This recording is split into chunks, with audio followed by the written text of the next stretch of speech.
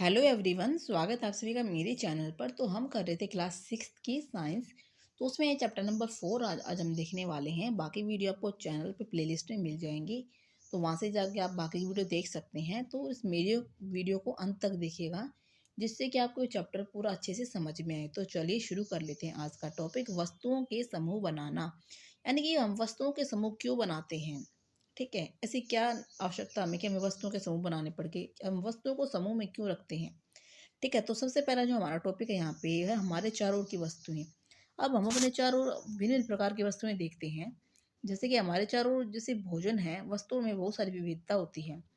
इस स्थान पर इसी प्रकार की विविधता वाली अनेक वस्तुएं होती हैं। हम अपने चारों तरफ बहुत सारी वस्तुएं देखेंगे, जैसे कि कुर्सियां हैं, बैलगाड़ियां हैं, साइकिल है, खाना पकाने के बर्तन हैं, पुस्तकें हैं, वस्त्र है, खिलौने हैं, जल है, पत्थर है, अन्य बहुत सारी वस्तुएं देखते हैं। तो जो इन सभी वस्तुओं की जो आकृतियां हैं, रंग है, गुण है, ये सारी चीज़ें भिन्न भिन्न होती है। अगर हम बात करें कि अगर हम अपने चारों तरफ गोल गोल वस्तुओं की सूची बनाने को बोले आपको, तो गोल गोल वस्तुएं बहुत सारी हो जाएंगी। जैसे कि फुटबॉल है, रबड़ की गेंद है, कंचे हैं, और जैसे संतरे हैं, फलों में देखे तो जाके नींबू है, घड़े हैं। तो बहुत सारी चीज़ें हमें जो चारों तरफ है वो गोल गोल आपकी दिखाई देंगी, ठीक है। अब जो बहुत सारी वस्तुएं हैं जो जिनको खा सकते हैं वो भी गोल होंगी, और जो वस्तुएं हैं हमारी जिनको खा नहीं सकते हैं या जो निर्जीव भी सारी गोल वस्तुओं की श्रेणी में आ जाएगी, ठीक है। तो अब आपसे बात करते हैं कि ऐसी क्या आवश्यकता पड़ी, हमने किस बेसिस पे वस्तुओं का समूह बनाए होंगे, ठीक है। ये टॉपिक ही है। तो यहाँ पे जैसे प्लास्टिक की बात करते हैं कि प्लास्टिक के बहुत सारी चीज़ें बन सकती हैं, ठीक है। जैसे प्लास्टिक के खिलौने हैं, पेंसिल है, बाल्टियाँ हैं, लंच बॉक्स है, जल पात्र है, पाइप है, ठीक है। तो बहुत सारी वस्तुएं हैं जो प्लास्टिक की बनी होंगी, ठीक है। अब देखो, हमने पदार्थों को समूह में बांटा है, लेकिन हमने किस बेस से बांटा समूह को। हमने वस्तुओं को समूह में उनकी आकृति या फिर वो जिस पदार्थ से बने हैं उस बेस पे हमने वस्तुओं को समूह में बांटा है। देखो, जो हमारे चारों की वस्तुएं हैं वो एक या एक से अधिक पदार्थों से बनी हैं। ये पदार्थ आपके क्या हो सकते हैं, कांच है, धातु है, प्लास्टिक है, लकड़ी है, रुई है, कागज है, पंख है, तो इत्यादि, मृदा इत्यादि हो सकते हैं, ठीक है। तो इस प्रकार से ये हो सकते हैं। जैसे माचिस की डिब्बी है, नमक है, आलू है। तो इस प्रकार से जो बहुत सारी चीज़ें हैं हमारी, ये हमारी प्लास्टिक से बनी होंगी, ठीक है। अब यहाँ पे एक क्रियाकलाप दिया गया है जिसमें जो वे वस्तुएं हैं, वे वस्तुएं तथा पदार्थ से बनी है, मतलब कि वे वस्तुएं दी गई हैं। और यहाँ पे एक तरफ दिया हुआ है जिससे निर्मित है। जैसे कि प्लेट है हमारा। अब प्लेट हमारी इस्पात से, कांच से, प्लास्टिक से, अन्य कोई धातु से ही बनी हो सकती है। और पेन हमारा प्लास्टिक से, धातु से बना हो सकता है। अब यहाँ पे पदार्थ का नाम दिया हुआ है और इस पदार्थ से कितनी वस्तुएं बन सकती है वो यहाँ पे लिखा हुआ है। जैसे लकड़ी है, लकड़ी से हमारी कुर्सी है, मेज़ है, हल है, प्लास्टिक और पहिए हैं, इत्यादि बहुत सारी चीज़ें हमारी लकड़ी से बनी हो सकती हैं। जैसे कागज़ से हमारी पुस्तकें हैं, नोटबुक है, समाचार पत्र है, खिलौने हैं, कैलेंडर हैं। जैसे चमड़े से हमारे हो जाएंगे बैग होते हैं, हमारे शूज़ होती हैं। तो चमड़े से बहुत सारी चीज़ें बन सकती हैं। जैसे प्लास्टिक से बहुत सारी चीज़ें हमारी खिलौने हैं, पेन है, गिलास है, प्लेटें हैं। घर में कोई भी जैसे कि डेकोरेटिव पीस है वो भी प्लास्टिक से आपका बन सकता है। जग है, बाल्टियाँ हैं। तो इस प्रकार से बहुत सारी चीज़ें आपकी हमें प्लास्टिक से बन सकती हैं। यानी कि कोई वस्तु एक ही पदार्थ से बनी हो सकती है, या फिर ऐसा भी हो सकता है कि एक वस्तु एक से ज़्यादा पदार्थ की बनी हो, तो ऐसा भी यहाँ पे हो सकता है। तो हमें कैसे पता चलेगा कि मतलब कि हमने पदार्थों को समूह में बांटा है, यानी कि पदार्थ का को हमने समूह में क्यों बांटा है, ठीक है। देखो, कोई चीज़ है, मान लो गिलास है आपका, वो कांच से या फिर एल्यूमी यानी कि वो कांच से या फिर धातु से या फिर प्लास्टिक से ही क्यों बना है। क्या आपने कभी ऐसा सोचा है कि मान लीजिए जैसे फैन है, ये फैन ही धातु से ही क्यों बना है, ये फैन प्लास्टिक का क्यों नहीं बना होगा। या फिर कोई बर्तन है, या फिर कांच है, कुछ भी लगा लीजिए, ठीक है। जैसे हम जिन बर्तनों में खाना खाते हैं ये सिर्फ धातु की क्यों बनी, प्लास्टिक की क्यों बनी हुई, कागज की क्यों नहीं है। मतलब इस तरह की चीज़ आपने कभी सोची है, ऐसा क्यों होता है।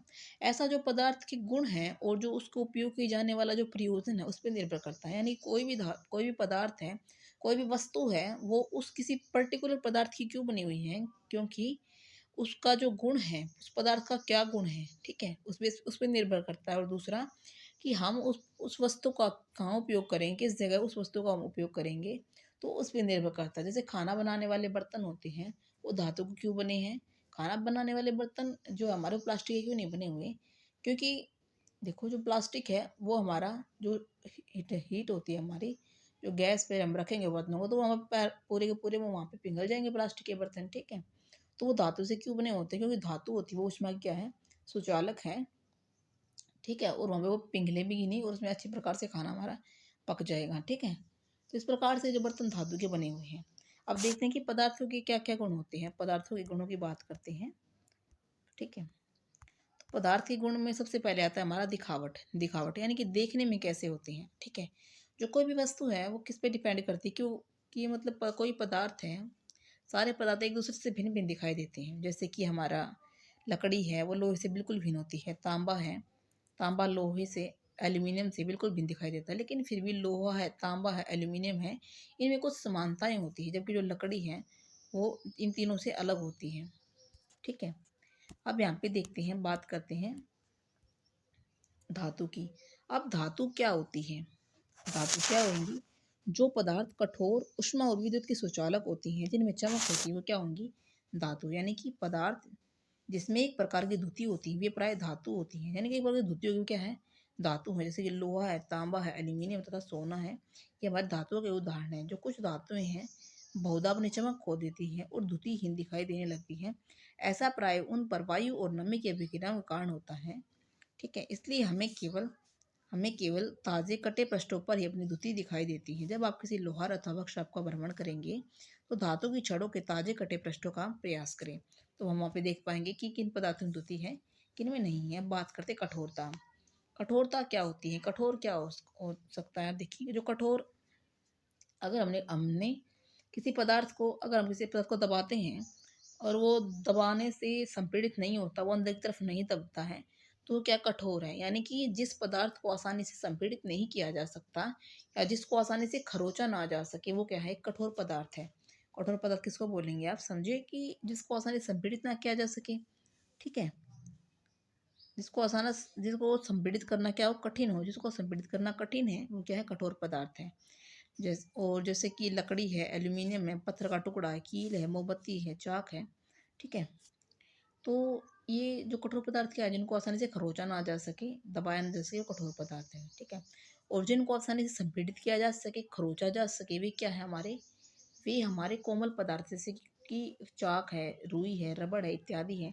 तो जो ये जो चाक है ना, यहाँ पे एग्जाम्पल दिया हुआ है, ये क्या है? ये कोमल पदार्थ है, ये कठोर पदार्थ नहीं है, ये कोमल पदार्थ है चाक हमारा, ठीक है? तो कोमल पदार्थ क्या हो जाएंगे? जिनको आसानी से संपीड़ित किया जा सकता है और खरोचा जा सकता है, वो कोमल पदार्थ है। और जिनको आसानी से खरोचा ना जा सके, संपीड़ित ना किया जा सके, वो हमारे कठोर पदार्थ होते हैं, ठीक है? तो दिखावट में पदार्थों में विभिन्न गुण हो सकते हैं, जैसे धुति, कठोरता, खुरदरा तथा चिकना होना, ठीक है? तो दिखावट में ये पदार्थों के यहाँ पे प्रकार हो सकते हैं। बात करते हैं विलेय की। जो कुछ पदार्थ होते हैं वो जल में पूर्णतः लुप्त हो जाते हैं, अर्थात घुल गए होते हैं, अर्थात वो जल में ही विलीन हो गए, तो हम क्या कह सकते हैं? ये पदार्थ जल में विलेय है। विलेय यानी कि जो पानी में आसानी से घुल जाए, जैसे कि चीनी है, नमक है, फिटकरी है, इत्यादि है, जो जल में आसानी से घुल जाए, वो क्या है? विलेय है, ठीक है? और जो जल होता है हमारा, जल को हम सार्वभौमिक विलायक मानते हैं, इसलिए विलेयता की परिभाषा में जल का उपयोग किया जाता है। यानी कि जल क्या है?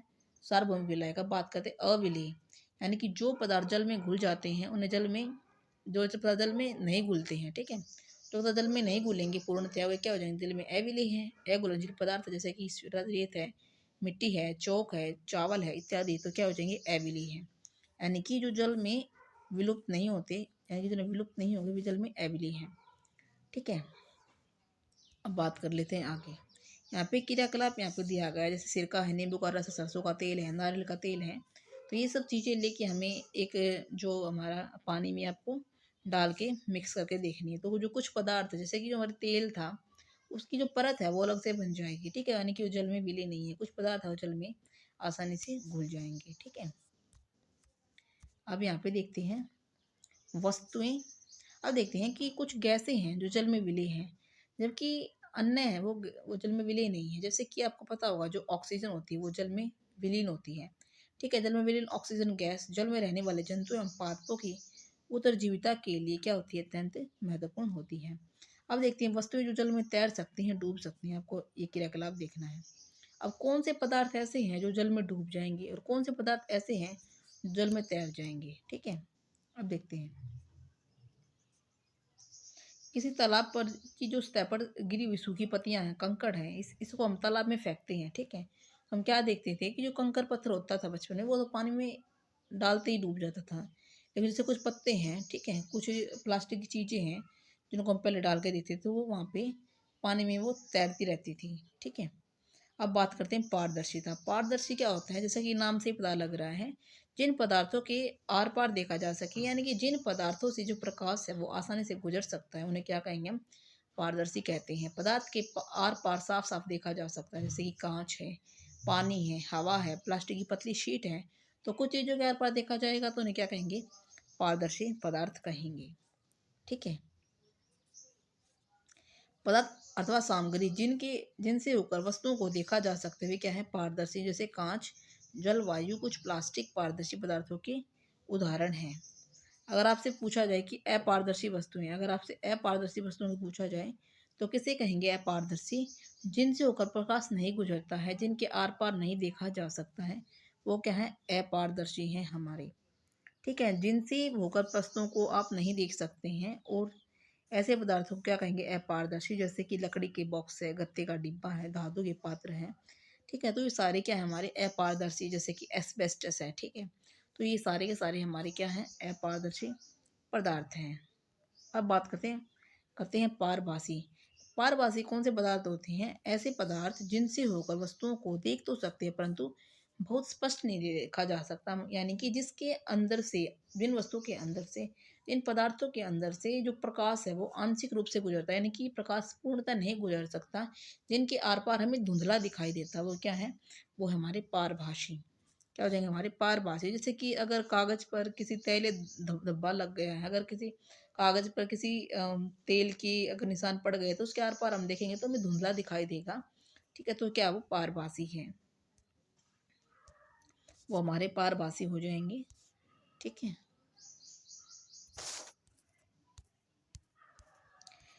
तो अब यहाँ पे हमने देखा पारभासी, देखा हमने पारदर्शी, देखा जो अपारदर्शी देखा। तो यहाँ पे अब देखते हैं कुछ और।